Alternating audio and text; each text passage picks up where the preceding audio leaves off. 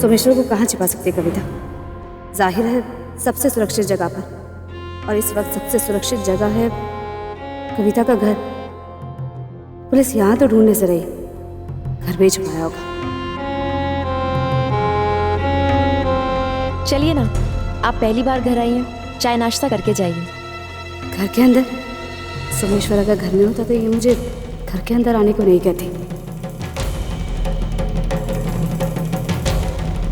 SP sir का दिया समय भी खत्म हो गया, मुझे रैली के लिए पहुंचना होगा। नहीं कविता जी, वैसे ही बहुत देर हो गई है, मुझे जाकर रैली के अरेंजमेंट्स देखने हैं। और आप भी जल्दी से तैयार होकर रैली पर आ जाइए। हाँ, ये काम भी ज़्यादा ज़रूरी है। अब एएसपी साहिबा की ड्यूटी के बीच में तो नहीं आऊँगी मैं। आप चलिए, मैं चेंज करके आपको रैली में मिलती हूँ। जी नमस्ते। टेम्पो से बैनर्स निकलवा के गैराज में रखवा दो।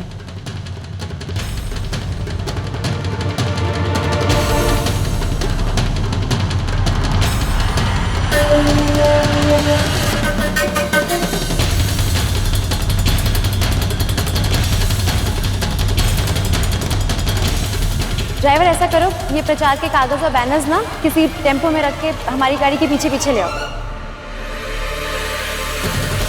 अब इंस्पेक्टर, पीछे जो टेम्पो है ना, उसमें हमारे प्रचार का सामान है, कुछ बैनर्स और पेपर्स हैं, तो आप प्लीज उसे भी आने दीजिए। टेम्पो से बैनर्स निकलवा के गैराज में रखवा दो।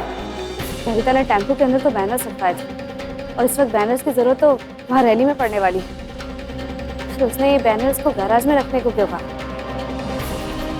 ऐसा तो नहीं कि टेम्पो में बैनर्स के अलावा और भी कुछ क्या हो सकता है?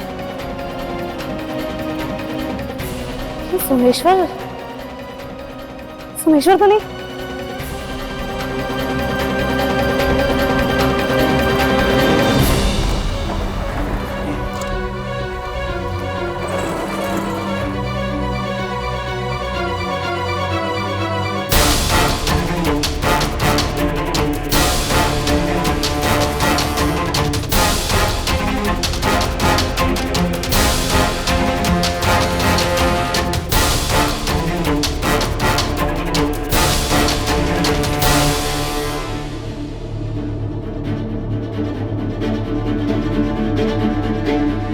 मैडम जी ने भी कहां फंसा दिया।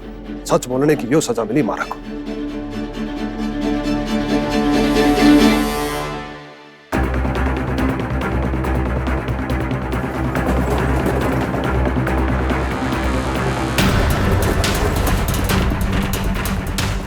सोमेश्वर,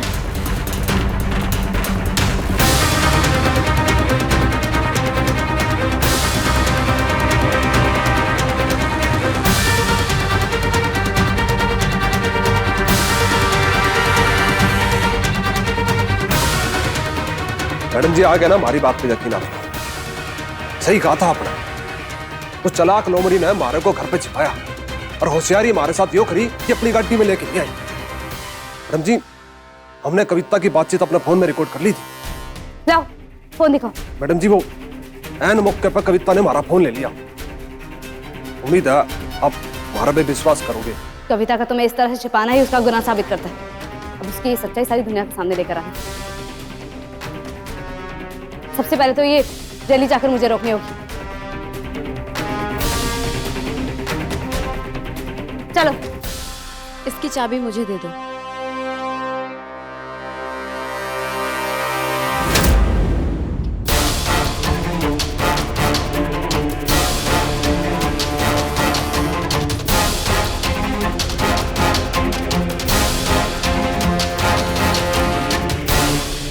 संध्या राठी के लिए मुझसे सौदा करने चला था। अब पता चलेगा इसे कि कविता शर्मा चीज क्या है। मेरी रैली तो होके रहेगी।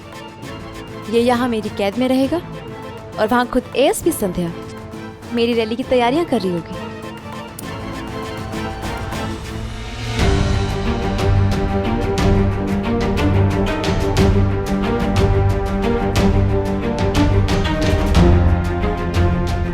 मुझे किसी भी तरह अपनी टीम को इस बारे में बताना होगा।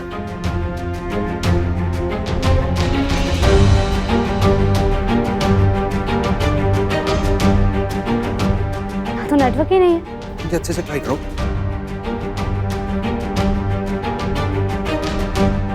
बिना मोबाइल के तो हम किसी की मदद नहीं ले सकते और ना ही रैली रुकवा सकते हैं।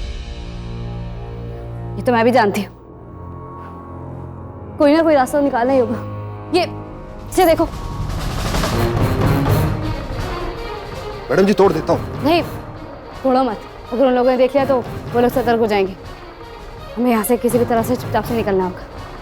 कोई और रास्ता ढूंढते हैं। वो क्या है?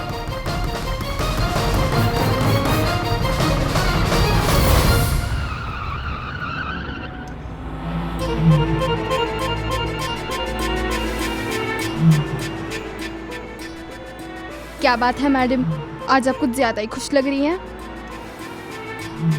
जब मंजिल तक पहुंचने का रास्ता साफ साफ दिखाई देता है ना, तब मुसाफिर के चेहरे पर मुस्कुराहट आ ही जाती है।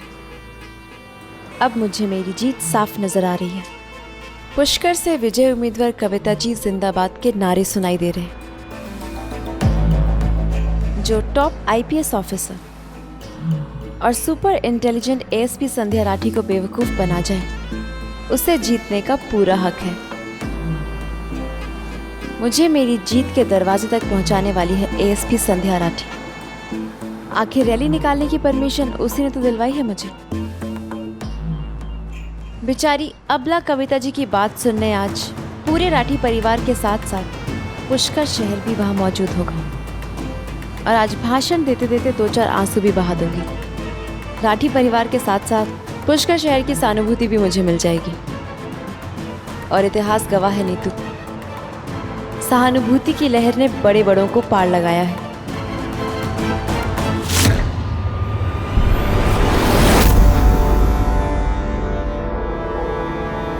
मैडम जी आप तो ताला बंद है।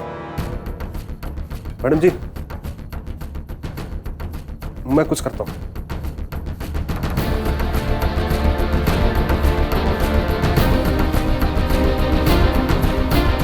जल्दी करो सोमेश्वर, रैली शुरू होने में सिर्फ 10 मिनट बाकी है।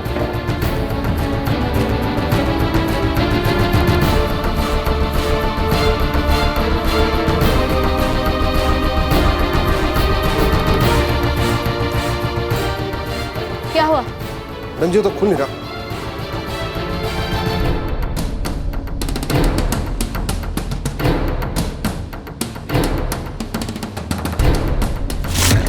सोमेश्वर हटो। मैडम जी गोली मत चलाना, ओ कविता जी के आदमी को पता चल जाएगा। आवाज होगी तो पता चलेगा ना। इस गन में साइलेंसर है।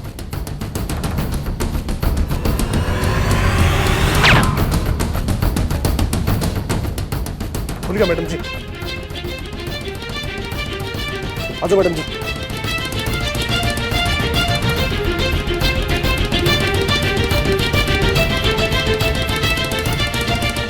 हटो। कविता शर्मा, कविता शर्मा, कविता शर्मा, कविता शर्मा।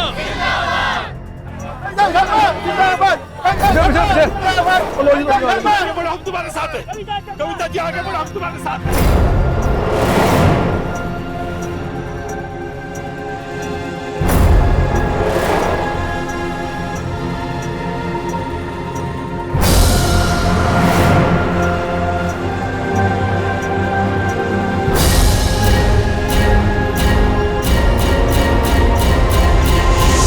चल भाई जल्दी चला। जल्दी से बड़े मैदान चलो जहाँ रैली हो रही है।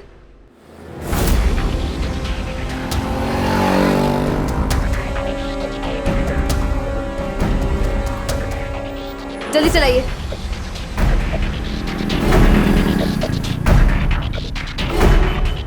हेलो हेलो लोहिया, लोहिया मेरी बात ध्यान से सुनो, मेरी बात ध्यान से सुनो। हेलो हाँ मैडम, सुनाई नहीं दे रहा। Hello hello hello hello Lohia, बहुत अर्जेंट है, सुनो। हेलो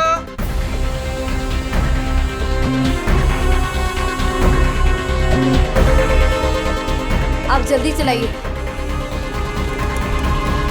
कविता शर्मा, कविता शर्मा।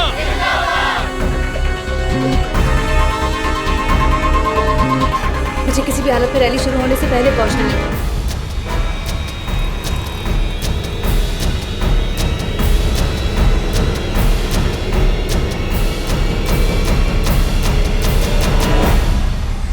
जा छोरा, जगह घेर लेवे, फिर जगह ना मिलेगी। कविता शर्मा, कविता शर्मा। कविता जी।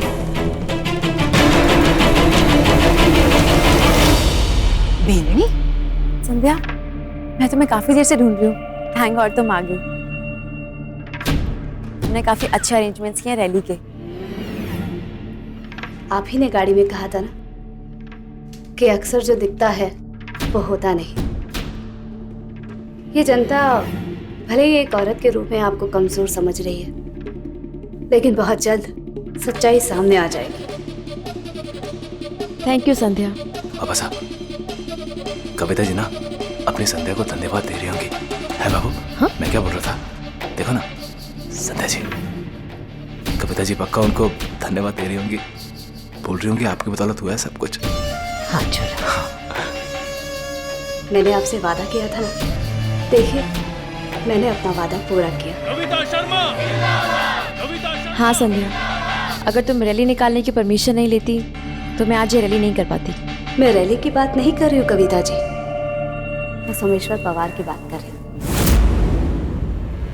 वो देखिए,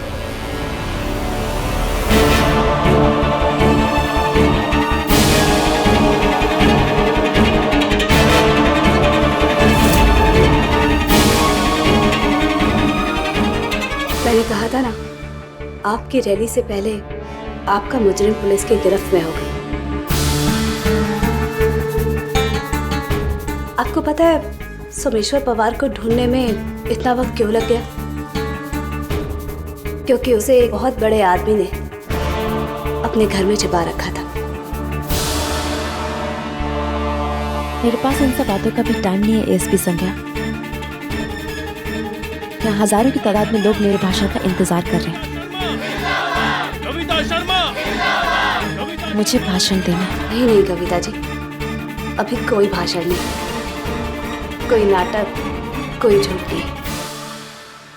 आज आप जनता को भाषण नहीं दे पाएंगे।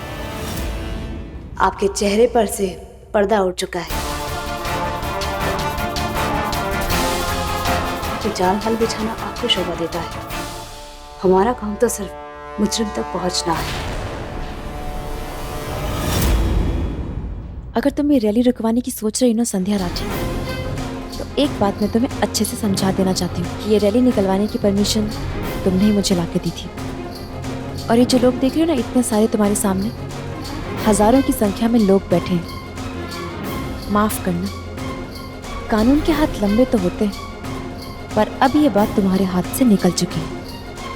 आप शायद भूल रही हैं कविता जी कि आप एक ट्रेंड आईपीएस ऑफिसर से बात कर रही हैं। ट्रेनिंग के दौरान हमें ऐसे मामलों को सुलझाना बहुत अच्छे से सिखा दिया जाता है।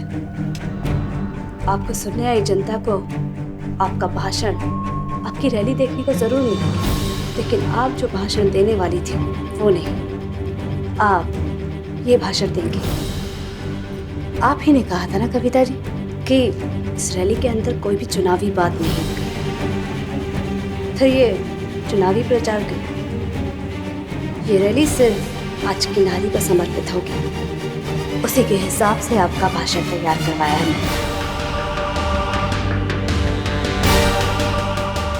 मुझे ये भाषण नहीं देना। ऐसी गलती मत कीजिएगा कविता जी। आपको सुनने आई जनता को आपको अपना भाषण तो देना ही होगा, वरना आपकी ये जनता आपसे जवाब मांगेगी। वैसे भी अगर आज आप भाषण नहीं देती हैं तो इसका सीधा असर आपके वोटों पर पड़ेगा, और मैं जानती हूँ आप अपने वोटों के साथ इतना बड़ा समझौता तो नहीं करेंगे। ये भाषण आपके लिए ही बहुत जरूरी है। कविता जी कुछ बोलिए, हम आपका भाषण सुनने आए हैं। शुरू कीजिए। हाँ, शुरू कीजिए। देख लीजिए, आपकी जनता जनार्दन आपके भाषण का इंतजार कर रही है। शुरू कीजिए। कविता शर्मा, कविता शर्मा, कविता शर्मा। पुष्कर के सभी निवासियों को मेरा नमस्कार।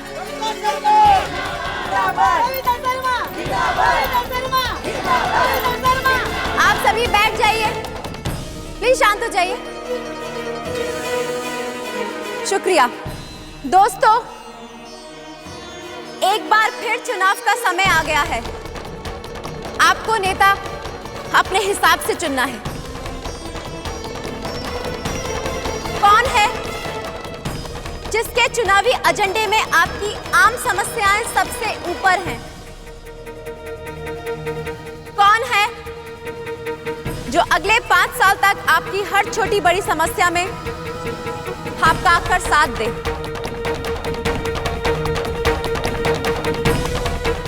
अपना नेता आपको खुद चुनना है, बिना किसी दबाव के, बिना किसी लालच के। अपनी सरकार आपको खुद चुननी है।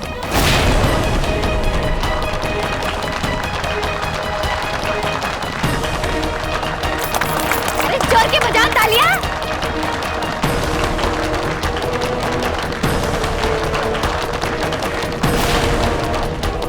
साथ ही में यहाँ मौजूद और अपने घरों में बैठी हर औरत अपनी ताकत को पहचाने। आप कमजोर नहीं हैं, लड़ना सीखिए, अन्याय के खिलाफ जाना सीखिए, हर गलत के खिलाफ आवाज उठाकर गलत को सजा दिलाना सीखिए। इस समाज में अपनी जगह को पहचानिए और अपनी जगह को पाइए। पर छोरा, हाँ बाप, ये तो चुनाव के बारे में बातें कर रही है। उनके साथ जो घटना घटी है उसके बारे में तो बात ही ना कर रही है।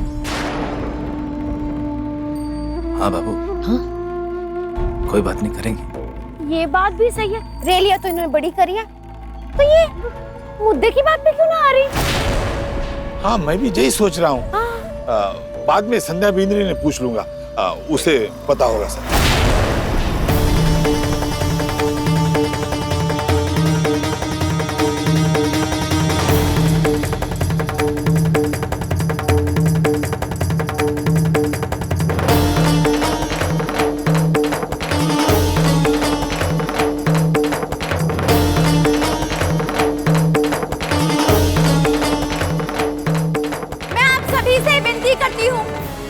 सही उम्मीदवार चुनकर सही नेता चुने। मैं आप सबसे वादा करती हूँ, अगर हमारी पार्टी सरकार में आ गई तो आप सभी माफ कीजिए कविता जी।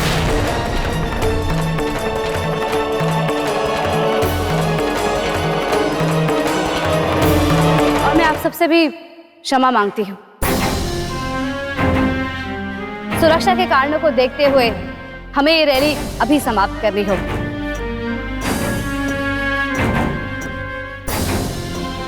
दरअसल आज कविता जी का स्वास्थ्य ठीक नहीं है, फिर भी इन्होंने अपना इतना समय दिया, इसके लिए इनका बहुत बहुत धन्यवाद। आप सबकी जानकारी के लिए मैं बता दूं कि आखिरी वोटर लिस्ट जल्द ही जारी कर दी जाएगी। आप सभी अपने नजदीकी मतदान केंद्र में जाकर अपना नाम चेक करवा सकते हैं। Thank you. चलिए कविता जी। कविता शर्मा, कविता शर्मा, कविता शर्मा, कविता शर्मा।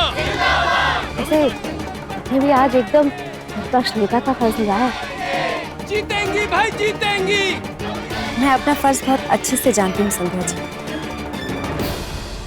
और आज मैंने ये भी देखा कि पुष्कर पुलिस अपना फर्ज कितने अच्छे से निभा रही है और किन लोगों के साथ मिलकर निभा रही है।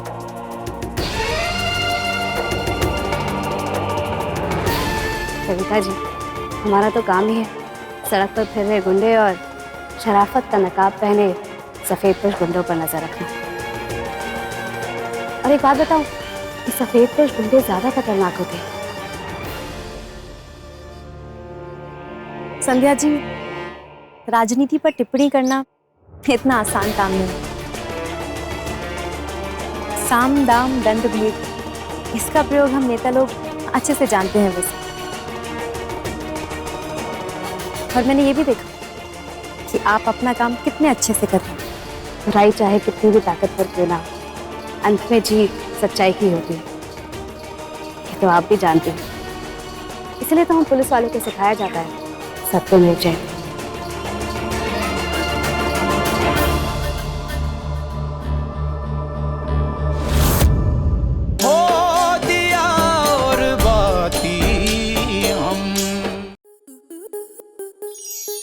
आपके मनोरंजन पर अब नहीं लगेगा कोई ब्रेक। स्टार प्लस के बेहतरीन शोज देखने के लिए लाइक, शेयर और सब्सक्राइब करें स्टार प्लस यूट्यूब पेज को।